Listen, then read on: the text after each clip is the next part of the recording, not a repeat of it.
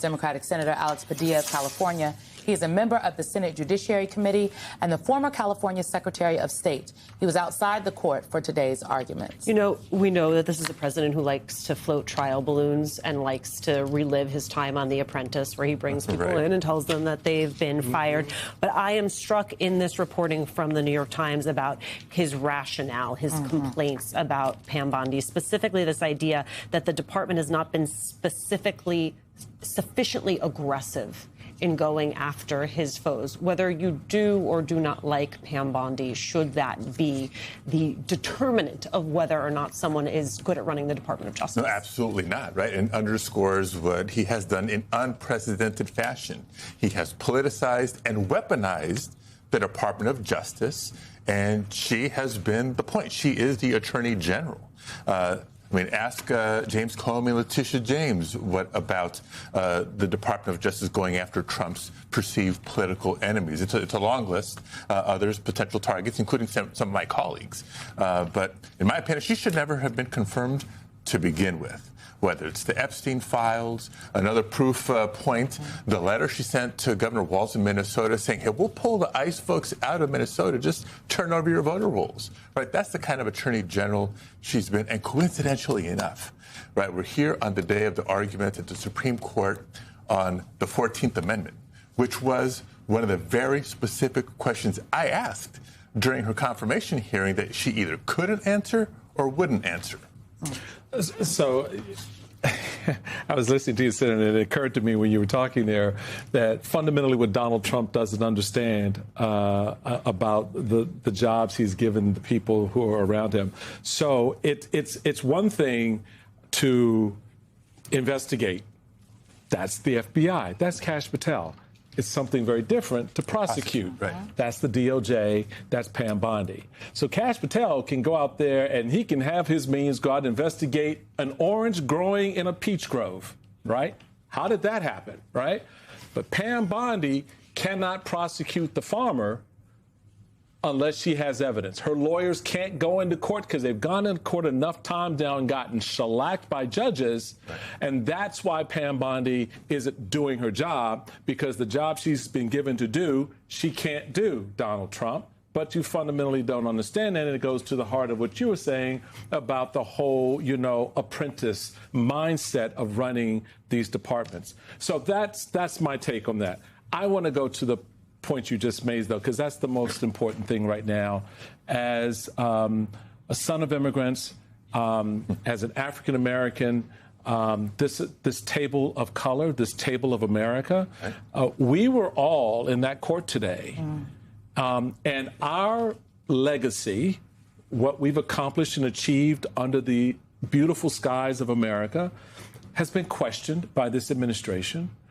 But more important, our progeny and what they have to offer this country may be at risk. How do you see today's conversation with America about their right to be citizens? Well, it's being questioned because they're feeling threatened. They don't like the change that's going on around them, right? We've seen it in different regions of the country at different points. California, once upon a time, wasn't as diverse as it is today. And so as the population grew and grew more diverse, we had these tension points, politically and socially, but California's better off for it.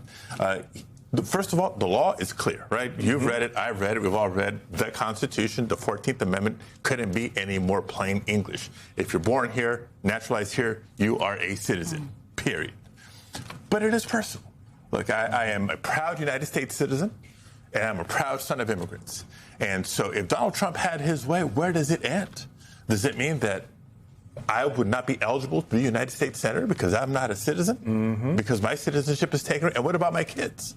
And that's what everybody in America has to think about, because unless you're Native American and trace it all the way back, right? We're all immigrants. It's just a matter of how many generations your family has been here. Yeah. And so you take away the citizenship for a child of and a child of and a child of, where does it end?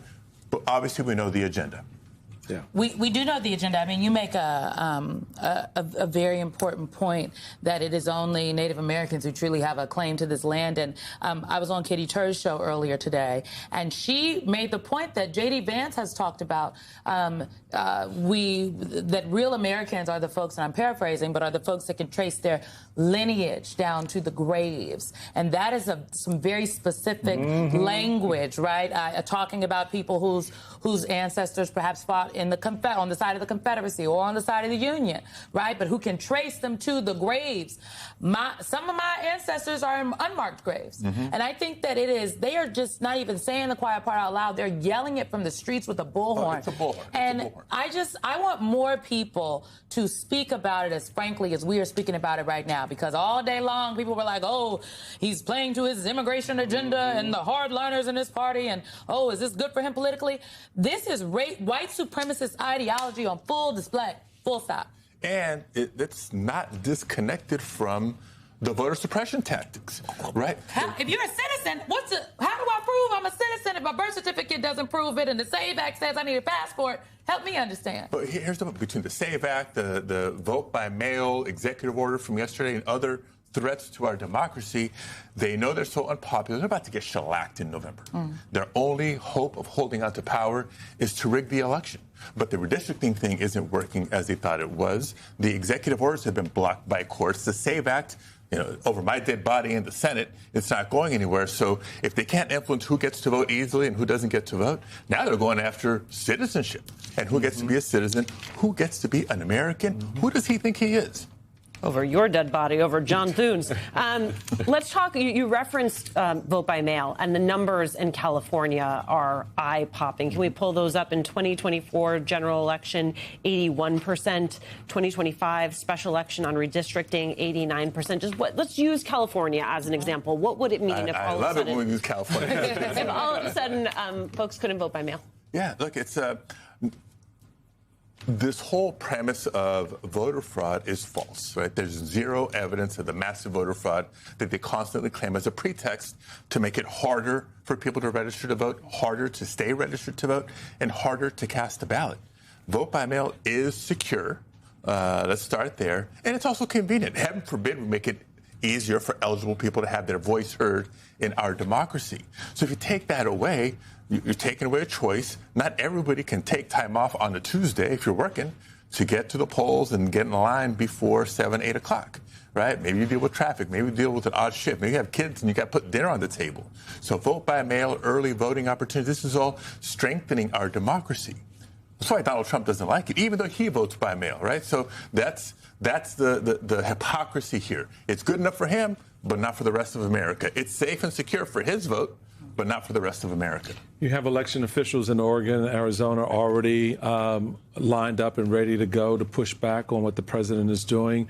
Do you see additional coordination and effort across the states in the coming weeks and months to make it very clear that this idea of snatching our elections from us is not going to go without a fight? It's not in the coming weeks or months. It's the coming hours. Mark my words. If not tonight, at some point tomorrow, there'll be more folks marching into the courtroom. Secretaries of state, attorneys general, voting rights advocates and defenders, because it's so clear. It's not just bad policy that he's pursuing. It's unlawful what he's trying to do. Going back to the Constitution, It is clear. States run elections. Congress has a say in the time, place, and manner in which elections can be run. That's how we had the Federal Voting Rights Act that stood for more than 50 years. The president does not have this power, this authority, no matter how many times he tells you that he does.